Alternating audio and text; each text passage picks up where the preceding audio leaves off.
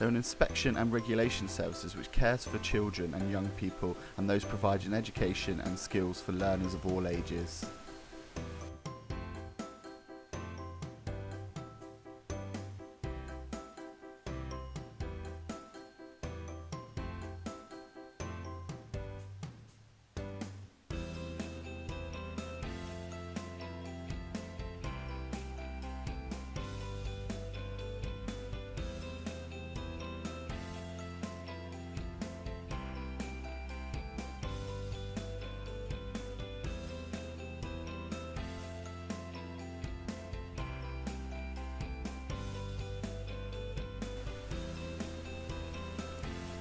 The early years foundation stage sets standards for learners, development and care of children from birth to 5 years old. All schools and Ofsted registered early years providers must follow the EYFS, including childminders, preschools, nurseries and school reception classes.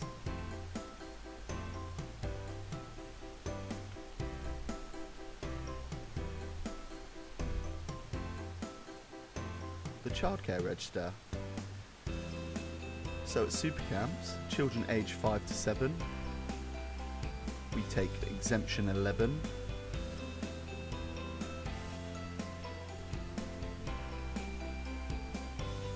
This exemption applies where the main purpose of what you intend to offer is to give instruction or tuition in activities such as football, coaching or art classes, very much what the multi-activity programme is.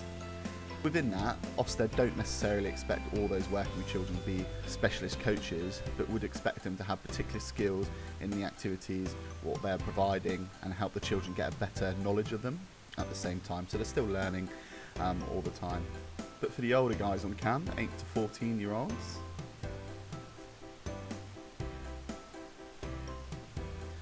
we're on Part B of the Childcare Register. Now this is also known as the voluntary sector of the Childcare Register, and this basically means that we can do the whole programme of multi-activity from arts and crafts, sports, all the way down to your discovery programme.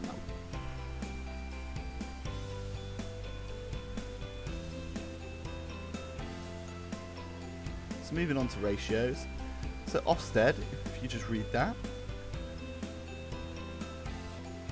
So at super camps, we're well within the Ofsted recommendations. So if they're 3-year-olds, it's a 2 to 16 ratio, 4 to 5-year-olds, it's 2 to 24, 6 to 7-year-olds, it's 1 to 15, and 8 to 14-year-olds is 1 to 20. Now, if a group has 3 to 5-year-olds, then the ratio goes down to 2 to 20.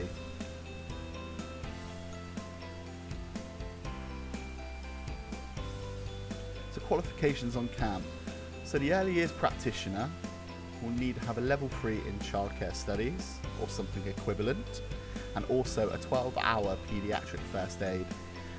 We aim to get 2 people or more on camp first aid trained in this particular discipline. This is just so that we can cover most of the camp, and if there is any first aid incidents, we can effectively get there quickly. The rest of the camp, we like to get them first aid trained as well. And like the information we just spoke about, we don't necessarily need specific specialist coaches for the individual sporting activities, but we certainly need experience and the ability to further people's education in sport